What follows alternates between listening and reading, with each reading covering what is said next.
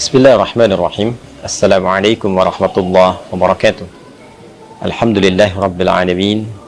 Wassalatu wassalamu ala rasulillahil karim, nabiyyina wa sayyidina Muhammadin al-amin wa ala alihi wa sahbihi ajma'in, wa ba'd. Saudara-saudariku, shaimin, shaimat dimanapun berada, alhamdulillah, seluruh curahan nikmat yang Allah anugerahkan kepada kita semua selaku hambanya sampai detik ini telah mengantarkan kita khususnya dalam perjalanan waktu ke 10 hari di penghujung Ramadan 1445 Hijrah.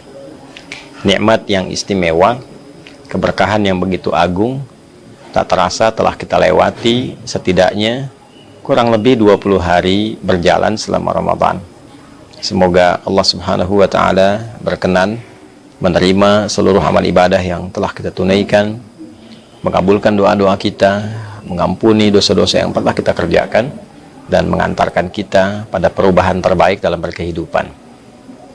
Teman-teman, di 10 hari terakhir Ramadan adalah puncak dari segala perjalanan ibadah kita di bulan mulia ini, sekaligus akan mengantarkan kita pada keistimewaan yang tidak biasa, pada keagungan yang begitu menggetarkan kepada jiwa dan mendatangkan peluang yang begitu dahsyat yang boleh jadi tidak ditemukan di waktu-waktu lainnya. Terekam dalam hadis riwayat Al-Imam Al-Bukhari yang tersambung sanadnya pada ibunda kita yang sangat mulia, Sayyidah Aisyah radhiyallahu taala anha. Didokumentasikan riwayat ini oleh Al-Imam Al-Bukhari dalam kitab sahihnya nomor hadis 2024. Sayyidah Aisyah menyampaikan, atau kama qalat, idza dakhala al-ashru min Ramadan. Di riwayat lain, idza dakhalatil ashru, jika telah tiba 10 hari terakhir di bulan Ramadan, syadda an-nabiyyu sallallahu alaihi wasallam mi'zarahu wa ahya lailahu wa aiqadha ahlahu. Adalah Nabi sallallahu alaihi wasallam memiliki kebiasaan beliau mengencangkan sarungnya, kemudian beliau menghidupkan malamnya, dan beliau membangunkan keluarganya. Tafsir ulama, terutama para pakar hadis, dari 3 kebiasaan Nabi sallallahu alaihi wasallam ini memberikan satu kesimpulan bahwa ada yang istimewa di 10 hari terakhir di bulan Ramadan sampai Nabi mengencangkan sarungnya. Ini gambaran dari 2 hal. Yang pertama adalah mengencangkan sarung itu satu kinayah dalam bahasa Arab untuk menunjukkan menepikan pergaulan dengan istri dalam hal hubungan biologis, karena ada sesuatu yang sangat penting yang ingin diburu. Saking pentingnya hubungan biologis dengan istri pun ditepikan terlebih dahulu untuk mengejar sesuatu yang sangat istimewa ini. Ini juga menggambarkan bagian kedua, sesuatu yang disimbolkan dengan pengencangan sarung yang biasa digunakan untuk beraktivitas ibadah, menunjukkan peningkatan ibadah yang lebih dari sebelum-sebelumnya. Kuatkan lagi, kencangkan ikat pinggang. Itu artinya kita menyiapkan sesuatu pada sesuatu yang penting, yang ingin kita tambah durasinya, tambah kualitasnya, tambah kuantitasnya. Maka ketika Nabi disebutkan mengencangkan sarungnya, ini menunjukkan bahwa beliau ingin meningkatkan kualitas dan kuantitas ibadahnya dalam rangka pendekatan lebih kepada Allah Subhanahu wa Ta'ala di 10 hari terakhir. Lalu ahya lailahu, beliau menghidupkan malamnya. Malam dihidupkan, keterangan para periwayat menunjukkan bahwa satu, peningkatan ketaatan kepada Allah Subhanahu wa Ta'ala. Menghidupkan malam bisa berarti menghidupkan dengan sholat. Ada tambahan yang kelak kita bisa bahas di pertemuan yang lain tentang kebolehannya menunaikan sholat malam setelah sholat tarawih. Secara teknis kita akan bahas di pertemuan sesi yang lain. Bila ditutup dengan witir, bagaimana teknis malamnya. Bila witir diakhirkan, bagaimana teknis pembaginya. Secara singkatnya, Nabi menghidupkan malam-malam di akhir Ramadan ini dengan ibadah, dengan ketaatan.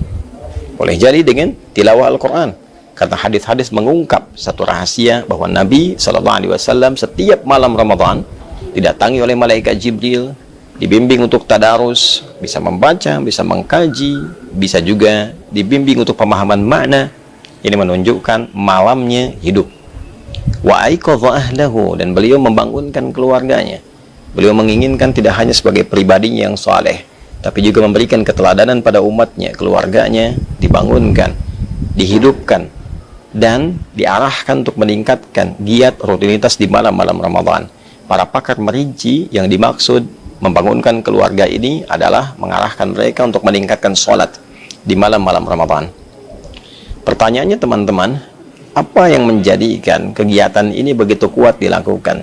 Motivasi apa yang menjadikan Nabi SAW memberikan contoh langsung kepada kita dengan mempraktikkan hidupnya malam-malam 10 terakhir Ramadan, hidupnya hari-hari 10 terakhir Ramadan? Tiada lain, para ulama menyimpulkan bahwa terdapat keistimewaan yang kiranya belum tentu didapatkan di 10 hari pertama, 10 hari kedua di bulan suci Ramadan itu. Apa yang bisa diraih di 10 hari terakhir ini? Beberapa ulama merinci keterangan yang disambungkan pada riwayat-riwayat yang sahih dari Nabi SAW adalah yang pertama, peluang yang sangat besar untuk mendapatkan malam Al-Qadar. Malam Al-Qadar tentu kuasa Allah untuk menurunkannya. Bisa di awal Ramadan, pertengahan Ramadan, atau bahkan akhir Ramadan.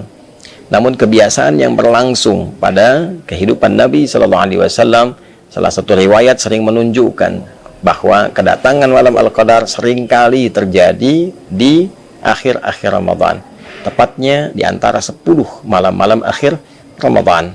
Sehingga beberapa riwayat pernah menunjukkan, ada yang menyimpulkan pernah terjadi malam 27, ada yang menyimpulkan pernah terjadi malam 23, sehingga dari untayan riwayat ini ada yang bahkan memburu malam-malam ganjilnya. Sekalipun kuasa Allah bisa mendatangkan di malam genapnya, ganjil bisa, genap bisa. Artinya 10 malam terakhir Ramadan begitu istimewa. Saat seseorang mendapati malam Al-Qadar itu, artinya ia mendapatkan anugerah tak terkira. Semua kegiatan yang dikerjakan dalam bentuk ibadah dilipat gandakan sampai dengan lebih dari 1000 bulan. Bila 1000 bulan saja kita konversi, setidaknya ada 85 tahun, maka sekali baca Al-Quran, satu huruf nilainya sama dengan 85 tahun kita membacakan itu. Nun, baru nun saja dapat pahala baca nun selama lebih dari 85 tahun. Maka bagaimana dengan orang yang sholat sunnah? Bagaimana dengan orang yang istighfar? Bagaimana dengan orang yang berdoa? Kualitasnya semakin menjadi luar biasa. 10 malam terakhir adalah puncak dari pembuktian semua hasil ibadah kita di 10 hari pertama dan 10 hari kedua. Saya sering gambarkan, kalau orang sudah merasakan nikmatnya satu makanan, tentu dia akan berburu lebih kuat lagi tentang makanan itu. Kalaupun kita kasih contoh yang sederhana, 10 hari pertama diberi kerupuk, 10 hari kedua diberi kerupuk, begitu masuk 10 hari ketiga, bukankah kita sudah menunggu kerupuknya? Apalagi kalau menunya begitu lezat, maka orang-orang yang menikmati 10 hari pertama, 10 hari kedua, dia akan semakin mengencangkan ikat pinggangnya untuk menghidupkan 10 hari terakhir, karena ini puncak Ramadan. Belum tentu bertemu dengan Ramadan di tahun yang akan datang. Karena itulah kemudian 10 hari terakhir ini adalah puncaknya kita berdoa. Optimalkan, boleh jadi itu menjadi puncak dari jawaban. Puncak kita bertobat, dan puncak kita menunjukkan kesungguhan kepada Allah saat sebagian orang-orang yang bahkan mengatakan beriman sedang disibukkan oleh urusan dunianya. Betapa sebagian sudah berpikir tentang mudik. Tidak salah, sah-sah saja. Dan boleh jadi kita berhusnudzan di perjalanan mereka mengisi dengan tilawah, mengisi dengan ibadah, alhamdulillah. Sebagian masih sibuk dengan berdagang, mengejar setoran, mengejar THR, mengejar pembagian, bahkan mengejar untuk target lebaran, berapa omset yang harus didapatkan. Di saat orang mengejar omset dunia, ada orang yang berpikir investasi mengejar omset akhirat. Maka dia tukar dunianya untuk mengejar akhiratnya, dan itu luar biasa. Pada saat itu bisa kita lakukan, maka rahmat Allah turun dengan lebih luas di situ. Pertaruhan antara akhirat kita yang meninggalkan sementara kegiatan dunia, atau kita tarik dunia menuju akhirat, itulah yang berpeluang besar menghadirkan rahmat Allah sehingga mampu membebaskan kita dari ancaman neraka. Itu sebabnya 10 hari terakhir sebagian ulama berkomentar bahwa ini potensi besar untuk membebaskan kita dari jeratan neraka. Itqum minan nar.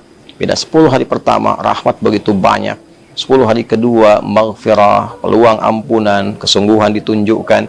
Maka 10 hari ketiga adalah fokus peningkatan, pendekatan kepada Allah, sehingga kita bisa mampu meningkatkan diri dengan berpeluang besar mendapatkan rahmat Allah yang membebaskan kita dari ancaman dan jeratan neraka.